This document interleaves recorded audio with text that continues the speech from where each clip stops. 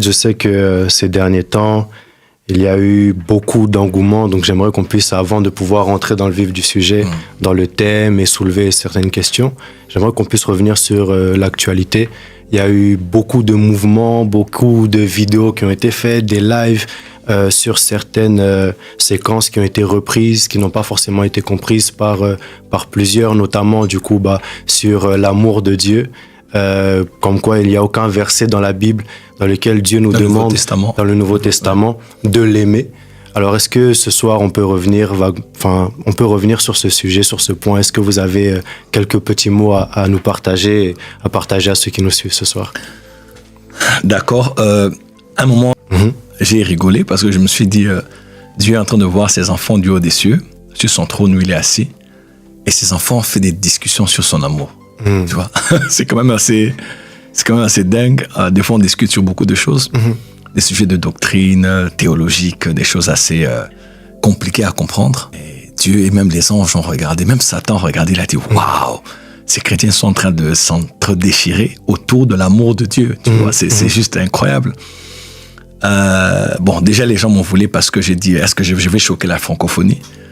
Mais après, je crois que ceux qui sont sur le net ont vu plusieurs serviteurs de Dieu aussi. Quand ils prêchent, des fois, ils disent, est-ce que je peux vous choquer? Voilà. À la fin, les gens ont dit, bon, on a juste fait une fixation sur le prophète Joël. Parce que généralement, les gens disent, non, on prêche l'évangile. Prophète, moi, je t'aime bien, mais tout ce qui m'a blessé, c'est parce que tu as dit, moi, je viens pour vous choquer. On ne choque pas les gens. L'évangile, c'est pas pour choquer les gens. Mais après, quand on a vu plusieurs, en tout cas, moi, je suis tombé, on m'a envoyé des vidéos des hommes de Dieu que je connais, que les gens suivent aussi, qui ont dit certaines séquences comme ça. Ils disent, est-ce que je peux vous choquer? Et puis, ils expliquent un verset, ils donnent une révélation des Écritures, et les gens disent, waouh. Mais choquer, là, n'a jamais dérangé quelqu'un. Vous voyez un peu. Donc, le problème, c'est pas la fixation que l'on s'est fait sur l'expression « je peux vous choquer ». Ça, c'est même pas un problème, tous les serviteurs de Dieu. Que ce soit « je peux vous choquer », que ce soit « dites amen que j'avance »,« dites amen que je révèle »,« lève-toi, je n'aime pas ton amen »,« donne-moi un amen plus fort que ça ». Tu vois. Après, si on doit faire les fixations sur toutes ces expressions, ça sera compliqué. En fait, je crois que je n'ai pas été bien compris, surtout sur le fait que ceux qui ne connaissent pas suffisamment la Bible ou bien qui ne m'ont pas suivi ont eu l'impression que je disais Dieu, dans le Nouveau Testament, ne nous demande pas de l'aimer. Tu vois un peu? Je vais un peu aller avec ça simplement. Dieu ne nous demande pas de l'aimer dans le Nouveau Testament. Comment un homme de Dieu peut nous dire ça? Comment un serviteur de Dieu peut nous dire que Dieu, dans la Nouvelle Alliance, il ne nous demande pas de l'aimer? C'est absurde, ça ne peut pas se faire. Dieu est amour, il nous a donné son Fils en guise de son amour. Comment ne voudra-t-il pas qu'on l'aime? Dieu ne nous demande pas de l'aimer. Ça, c'est encore quel évangile? C'est le faux évangile, c'est l'antichrist, c'est les manipulateurs, c'est les faux prophètes, et c'est tout ce que l'on connaît. Mais ceux qui ont pris le temps de s'asseoir et d'écouter ont compris autre chose. Déjà, j'aimerais donner un petit conseil. Quand on a un petit extrait d'une prédication qui est lancée sur les réseaux sociaux, quel que soit l'orateur, il est plus sage pour une meilleure compréhension de le comprendre dans le contexte. Et ce qui a été dit avant, ce qui est dit après, pour savoir exactement de quoi on parlait. Numéro 2, sur Internet, pour ne pas être manipulé, il faut faire attention aux titres. Voilà. Tu vois un peu? Les titres, des fois, c'est beaucoup de choses. On te sort une petite vidéo, on te met la photo de miniature de l'homme de Dieu, on te met un titre scandaleux, automatiquement, psychologiquement, tu es prédisposé à ne pas écouter seulement ce qu'il dit, mais à comprendre ce qu'il dit à cause du titre que l'on a donné. Tu vois un peu? À supposer, par exemple, que je prenne cette bouteille d'eau et que je te la donne. Tu me dis, prophète, j'ai soif, je te donne de la bouteille, tu prends, tu bois, il n'y a aucun problème. Mais si je te dis qu'un homme avait pris cette bouteille d'eau, il y avait mis du poison, il a fait boire sa femme et ses 5 enfants à la maison, et que tous les enfants sont morts à cause du poison qu'il avait mis dans cette bouteille. Bouteille dans laquelle j'ai mis cette eau, tu ne regarderas pas la bouteille de la même manière. Tu vois? La première fois, je t'ai donné la bouteille, mais tu n'avais aucune information. Tu vas boire normalement. Mais la deuxième, quand je prends la bouteille, je te la donne. Ce n'est pas ce que je te donne, mais c'est ce que je dis pendant que je te donne. Tu vois un peu? C'est ce que je dis pendant que je te donne. Quand on te donne, on t'envoie une vidéo et qu'on te lit directement, il a dit un blasphème. Quand l'homme de Dieu parle facilement, tu peux écouter le blasphème alors qu'il n'a même pas blasphémé. Donc, il faut faire attention au titre. Il faut prendre le temps d'avoir la maturité, le discernement, de se dire qu'est-ce qu'il a voulu dire. C'est vrai. Le point était lequel? Le point était ceux qui ont suivi la série. Je parlais des dispensations. Que veut dire une dispensation? C'est une période durant laquelle Dieu se révèle à l'humanité en révélant une partie de son plan global. Et c'est une partie de son plan qui se manifeste. Une période durant laquelle un certain régime prévaut. Ok. Tu vois? Et nous avons dit, il y a 7 dispensations. Il y a la dispensation avant celle de la grâce et la loi. Et dans la loi, Dieu avait un but. Dans Galates, Paul a dit, la loi était un pédagogue. C'est-à-dire, la loi était venue nous enseigner. La loi était un pédagogue pour nous emmener à Christ, et comme un professeur, comme un enseignant. Ça veut dire, la loi était venue pourquoi? Parce que Dieu voulait emmener l'homme à sa fin. Ok. Dieu voulait emmener l'homme à savoir qui ne peut pas lui plaire par les œuvres de la loi. Ok. Parce que tu peux dire que tu obéis on te donne les 10 commandements, tu désobéis à un seul, même si tu obéis aux 9, tu tombes. Tu vois un peu? Et il y avait 613 autres lois. Donc s'il fallait obéir à toutes les lois, en fait, personne n'avait été justifié par les œuvres de la loi. Et Dieu avait fait que la loi soit un pédagogue pour emmener l'homme à avoir besoin d'un sauveur, avoir besoin d'ailleurs, ils avaient même des substituts, ils avaient des agneaux, des boucs, tu vois un peu tout ça. Oui. Dieu le faisait parce qu'il se disait, ils n'ont pas pu obéir toute l'année. Alors le jour de Yom Kippour, une bête viendra comme substitut pour mourir à leur place. Et des fois, on posait les mains, tu te rappelles l'histoire, on posait les mains sur le bouc, on confessait les péchés, puis on le libérait.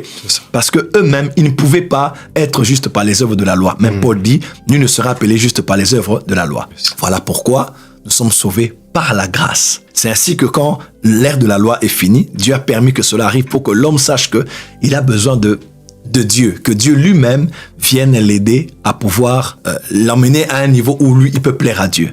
Okay. C'est ainsi qu'aujourd'hui, ce n'est pas sans l'obéissance que nous sommes agréables à Dieu, mais c'est sans la foi. Parce que c'est par la foi en la grâce qu'aujourd'hui nous sommes agréables aux yeux de Dieu. Et maintenant, quand la grâce est venue nous montrer quoi? Que nous n'avons plus rien à faire. C'est Dieu qui a tout fait en nous donnant son Fils Jésus à la croix.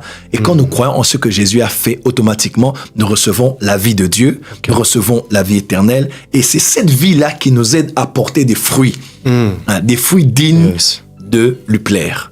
Et c'est tout ce que j'ai voulu dire déjà pour la mise en contexte. Dans l'Ancienne Alliance, vous allez voir, Dieu disait, tu aimeras le Seigneur ton Dieu, tu aimeras le Seigneur ton Dieu, tu aimeras ton prochain comme toi-même. Et même, quand Jésus en parlait dans le Nouveau Testament, à vrai dire, il y a déjà 2 choses. Le Nouveau Testament, je l'ai montré noir sur blanc, qui ne commence pas vraiment dans les évangiles. Le Nouveau Testament ou la Nouvelle Alliance commence normalement dans les Actes et les Apôtres. Vous voyez un peu? Parce que même dans Hébreu, on dit qu'il faut que la mort du testateur soit certifiée pour que le testament entre en vigueur. Et Jésus n'était pas encore mort. Tu vois un peu?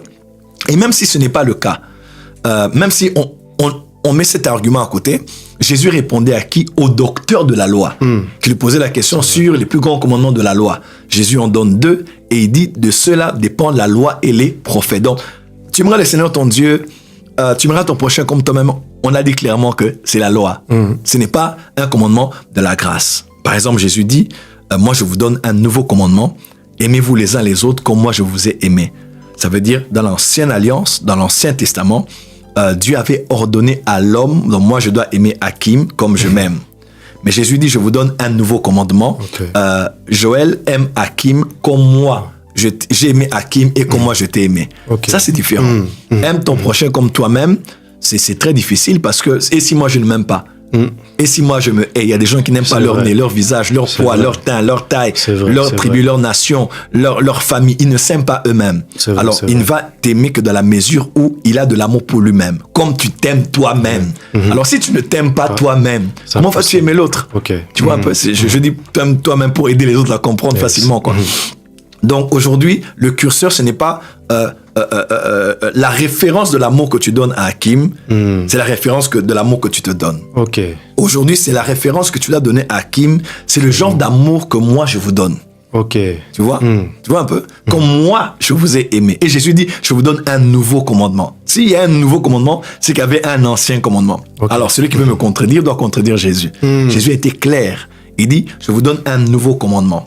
Donc aujourd'hui, je ne t'aime pas comme je m'aime, mais je t'aime comme Jésus t'aime. comment Jésus t'aime de manière inconditionnelle. Comment Jésus t'aime. Il te parle depuis que tu es chrétien. Tu sais que tu confesses tes péchés tous les jours, mais il te pardonne tous les jours. Yes. Comment Jésus t'aime. Il est patient envers toi, malgré tes incapacités, tes faiblesses, Amen. tes insuffisances. Comment Amen. Jésus t'aime. Il te relève chaque fois que tu tombes. Comment Jésus t'aime. Il trouve toujours des excuses pour revenir à toi et te dire que le meilleur peut encore sortir de toi. Le curseur, ce n'est plus moi qui est la référence de l'amour que je donne, mais le curseur, c'est son amour à lui. Dans l'ancienne alliance, on disait, tu aimeras le Seigneur ton Dieu de tout ton cœur, de toute ton âme, de tout ceci, de tout cela. Mais dans 1 Jean 4, l'apôtre Jean dit, nous l'aimons parce qu'il nous a aimé le premier. En d'autres termes, nous ne l'aimons pas parce que c'est un commandement de l'aimer.